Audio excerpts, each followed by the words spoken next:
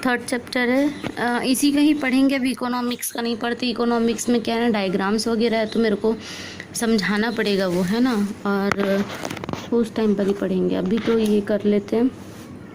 प्रबंध एवं व्यावसायिक वातावरण नेक्स्ट चैप्टर है। व्यवसाय वातावरण का अर्थ, ऐसी समस्त सामाजिक क्रियाएं जिनका संबंध आर्थिक एवं अनार्थिक होता है व्यावसायिक वातावरण कहलाता है। मतलब कि व्यापारिक और गैर व्यापारिक दोनों दृष्टि से जो होता है वो क्या कहलाता है, व्यावसायिक वातावरण कहलाता है। यानी कि वो चाहे वो क्या बोलते हैं, अपनी आर्थिक स्थिति सुधारने के लिए व्यवसाय करे या लाभ प्राप्त करने के लिए करे, या वो व्यवसाय कानूनी हो या गैर कानूनी हो, वो सारा सब कुछ क्या कहलाता है, वातावरण कहलाता है। ठीक है। फिर उसके बाद है प्रस्तावना। आधुनिक भूमंडलीकरण व्यवस्था की आधारशिला व्यवसाय ही है। किसी भी राष्ट्र की व्यावसायिक गतिविधियां वहां के आर्थिक, सामाजिक, राजनीतिक एवं सांस्कृतिक वातावरण को काफ़ी सीमा तक प्रभावित करती है। क्योंकि हमारी जो देश की जो आर्थिक स्थिति है वो किससे सुधरती है, व्यवसाय से सुधरती है। मतलब कि व्यापार से सुधरती है। अगर कोई काम हम नहीं करेगा, है ना, और क्या बोलते हैं, एक छोटा सा पान दुकान वाला भी व्यक्ति क्या होता है, व्यवसायी होता है। तो अगर ये सारी चीज़ें, जैसे कि लॉकडाउन में ये सारी चीज़ें बंद कर दी गई थी, है ना, कुछ 70 दिनों के लिए, तो हमारे देश की आर्थिक स्थिति क्या हो गई थी, बिगड़ गई थी। लेकिन जैसे ही सब कुछ चालू किया गया, या फिर जो शराब की दुकान है वो स्टार्ट की गई, तो हमारे देश की आर्थिक स्थिति बहुत सुधर गई थी। तो ये सब क्या है, व्यवसाय है एक तरह से। ठीक है। तो ये सब पढ़ लेना तुम लोग सब, ठीक है, क्लियर कर लेना। नहीं आएगा तो बता दूंगी। परिभाषा। व्यावसायिक वातावरण शब्द, दो शब्द व्यावसायिक या व वातावरण का युग्म होता है जिसमें व्यवसाय का आशय मनुष्य को व्यस्त रखने वाली आर्थिक क्रियाओं से तथा अन्य शब्दों में मनुष्य द्वारा धनोपार्जन के लिए की जाने वाली समस्त क्रियाएं व्यवसाय की श्रेणी में आती है। ठीक है। यानी कि पैसे अर्जित करने के लिए वो जो भी काम करते हैं वो सब क्या हो जाएगा, व्यवसायिक की क्रिया में आ जाएगी। किसी भी अनार्थिक क्रिया को व्यवसाय में शामिल नहीं किया जा सकता। इस प्रकार व्यवसाय एक ऐसी सामाजिक संस्था है जो मूल्यवान वस्तु एवं सेवाओं के उत्पादन एवं विनिमय द्वारा लाभ प्राप्त करती। ठीक है। अनार्थिक यानी कि जिससे मनुष्य को हानि पहुँचे या प्रकृति को हानि पहुँचे। ठीक है। ये सारी क्रियाएं क्या कहलाती है, अनार्थिक कहलाती है। तो इन सब चीज़ों को इसमें शामिल नहीं किया जाता है। ठीक है। तथा जिनका मुख्य उद्देश्य समाज की आवश्यकताओं की पूर्ति करना होता है। ठीक है। क्योंकि जो भी कंपनियां होती है वो जो भी प्रोडक्ट बनाती है वो सब क्या है, हम मनुष्य है तो हम समाज में रहने वाले हैं, तो इसीलिए क्या होगा, सामाजिक प्रक्रियाओं को पूरा करने के लिए बनाती है वो। ठीक है। इस प्रकार व्यवसाय के आसपास घूमने वाली समस्त घटनाएं व क्रियाएं या घटक जो व्यवसाय को प्रत्यक्ष व अप्रत्यक्ष रूप से प्रभावित करती है ना, इन सभी के सामूहिक रूप को क्या कहते हैं, व्यवसायिक वातावरण कहते हैं। प्रत्यक्ष यानी कि डायरेक्ट उसको प्रभावित करे या इनडायरेक्ट उसको प्रभावित करे, लेकिन वो क्या कर रही है, उसको प्रभावित कर रही, तो वो क्या कहलाएगा, व्यवसायिक क्रियाएं कहलाएगी। ठीक है। व्यवसायिक वातावरण के अंतर्गत मुख्य रूप से आंतरिक वातावरण व बाह्य वातावरण आते हैं। आंतरिक वातावरण संस्था उपक्रम की आंतरिक स्थिति को बताते हैं। मतलब कि उस कंपनी के अंदर की स्थिति जो होती है ना उसको बताते हैं। ठीक है। इसे ये अपने अनुकूल बना सकते हैं। किंतु बाह्य वातावरण जो होता है ना वो संस्था की बाहरी वातावरण को इंगित करते हैं, जैसे कि समाज, प्रकृति, सरकार, वित्तीय संस्था, अंतर्राष्ट्रीय परिस्थितियाँ, प्रतियोगिता, व्यवसाय, है ना। तो ये सब क्या है, बाह्य वातावरण। ये कंपनी के अंदर थोड़ी ना होता है, समाज कंपनी के अंदर थोड़ी ना रहता है भाई। तो ये सारी क्या होती है, बाह्य वातावरण होती है। अब परिभाषा आप लोग पढ़ लेंगे। व्यवसाय का महत्व ये आप लोग खुद से कर लेना, है ना। जो नहीं समझ में आएगा पॉइंट वो फिर मैं कल क्लियर करा दूँगी, इससे ज़्यादा नहीं करा सकती। इसे स्टार्ट करते हैं पढ़ना। व्यवसायिक वातावरण का महत्व पढ़ेंगे। ठीक है। अब मैंने तुम लोग को समझाई थी कि व्यवसायिक वातावरण यानी कि जो बाह्य और आंतरिक दोनों रूप से होते हैं, जो भी क्रियाएं होती है व्यवसाय में, बाह्य रूप से व आंतरिक रूप से, वो व्यवसायिक वातावरण कहलाता है। ठीक है। तो अब इसके अंतर्गत अब आगे का पढ़ेंगे अपन लोग।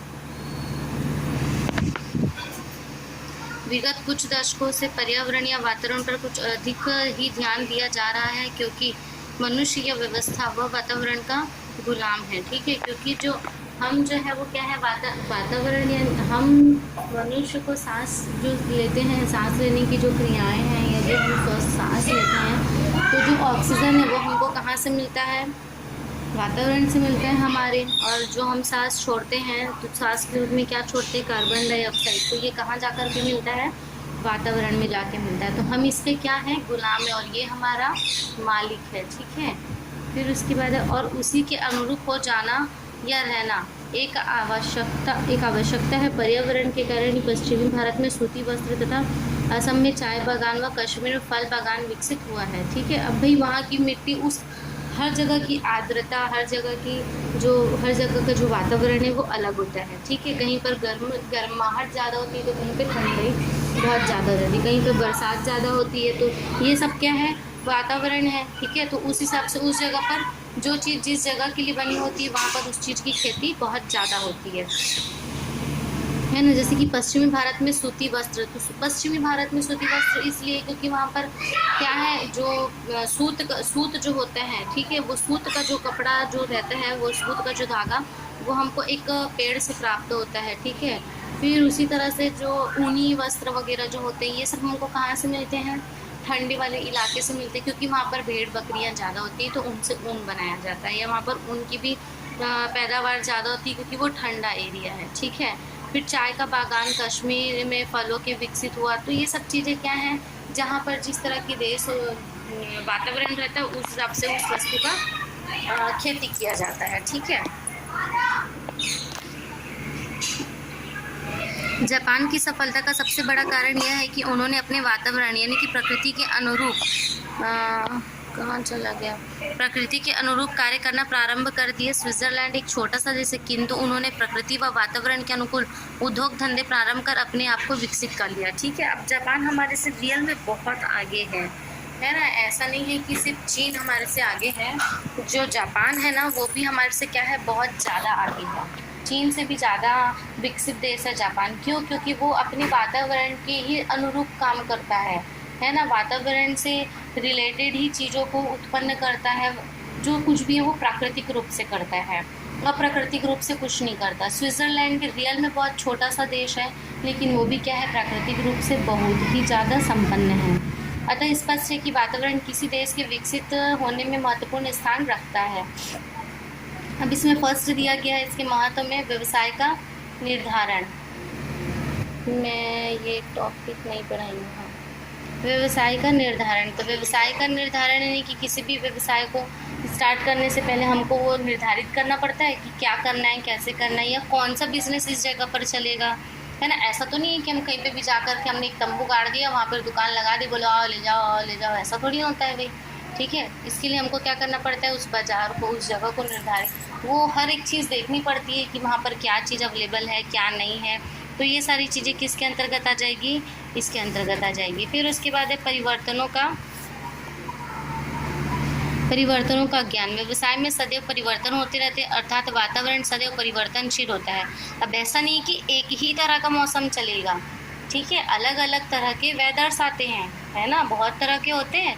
तो सब उस हिसाब से क्या होता है, अब अधिकतर तो यहाँ पर ही जो है वो 3 तरह के मौसम के ऊपर व्यापार चलते हैं, ठंडी, गर्मी और क्या बोलते हैं, बरसात। ठीक है, इन 3 के ही ऊपर ही क्या होता है, ये मौसम जो है वो चलता है ना। बाकी तो होते बहुत सारे हैं, ऑटोमम भी होते हैं, मतलब कि पतझड़ का मौसम होता है। मौसम तो अनेक प्रकार के होते हैं, ठीक है, लेकिन जो है ये 3 मेन होते हैं जिसके हिसाब से व्यवसाय प्रारंभ किया जाता है। ठंड के समय में गर्म चीज़ों की ज़्यादा डिमांड रहती है, फिर गर्मी में ठंडी चीज़ों की, बरसात में बरसात से बचने के लिए उन चीज़ों की डिमांड रहती है ना। तो ये सब क्या होते हैं, परिवर्तित होते रहते हैं, परिवर्तनशील होता है इसीलिए व्यापार। तो इसलिए क्या होता है, उन परिवर्तनों का ज्ञान होना हमें आवश्यक है ना। प्लस क्या होता है कि क्या बोलते हैं, जो व्यवसाय है वो कैसा होना चाहिए, आज की जनरेशन में होना चाहिए। ऐसा नहीं कि हम पुराने ज़माने का 10 साल पुराना चीज़ बेच रहे हैं। ये यहाँ पर देखो कहीं पर ये रहा लिखा हुआ है, रुचि, फैशन, आदत, विभिन्न तकनीकी उत्पाद, रंग, रूप आदि की जानकारी प्राप्त होती है। एक उत्पादक के लिए इन सभी जानकारी आवश्यक होनी चाहिए, ठीक है, क्योंकि भाई अगर वो ट्रेड में नहीं चलेगा, फैशन के हिसाब से नहीं चलेगा, तो भी नहीं होने वाला कुछ। जिस तरह से जो फैशन है उस तरफ से उसको ढालना पड़ेगा, अपने आप को परिवर्तित करना पड़ेगा। फिर जोखिमों का ज्ञान।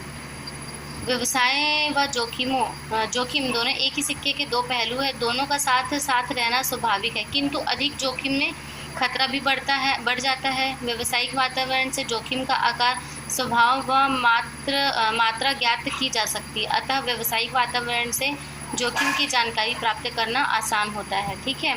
मतलब कि अब हम देख लेंगे, हम 2-4 लोगों को और देखते हैं वहाँ पर ही कि कि वो दुकान खोल रहे हैं या अपना व्यवसाय प्रारंभ कर रहे हैं, तो हमको पता चल जाता है कि उसका वो जो व्यापार है वो चल रहा है कि नहीं चल रहा है। तो इससे हमको क्या हो जाता है, पता चल जाता है कि हमको इस व्यापार में ज़्यादा हानि और इस व्यापार में नहीं है। तो ये क्या होता है, जोखिमों का ज्ञान होना होता है, ठीक है। और कोई भी बिज़नेस हम चालू कर रहे हैं तो हमारे को ये तो तय है, ये तो हमारे को कंफर्म नहीं रहता कि हमको सिर्फ़ और सिर्फ लाभ होगा, हमको हानि भी तो होएगी, कभी ना कभी तो होनी ही है। तो इसीलिए हमको जोखिमों का ज्ञान होना चाहिए। फिर पर्यावरण अवसरों का सदुपयोग। व्यवसाय की सफलता के लिए यह आवश्यक है कि पर्यावरण द्वारा उत्पन्न अवसरों का पूर्ण सदुपयोग किया जाए। व्यावसायिक वातावरण के विभिन्न घटक होते हैं, इन घटकों का प्रभाव व्यवसाय पर पड़ता है, अतः पर्यावरण की अनुचित अवसरों का सदैव लाभ उठाना चाहिए, ठीक है। मतलब कि हमारे को जो प्राकृतिक रूप से जितनी ज़्यादा चीज़ें मिलती हैं हम उसका ही ज़्यादा उपयोग करें। तो अगर कोई वस्तु निर्मित कर दी कोई कंपनी, तो वो भी हमको क्या करना चाहिए कि अधिक से अधिक हमको प्राकृतिक चीज़ों का यूज़ करना चाहिए, ना कि बनावटी चीज़ों का, है ना। तो इससे हमारे पर्यावरण को भी कोई हानि नहीं होती और हमारे शरीर को भी कोई हानि नहीं होती है, ठीक है।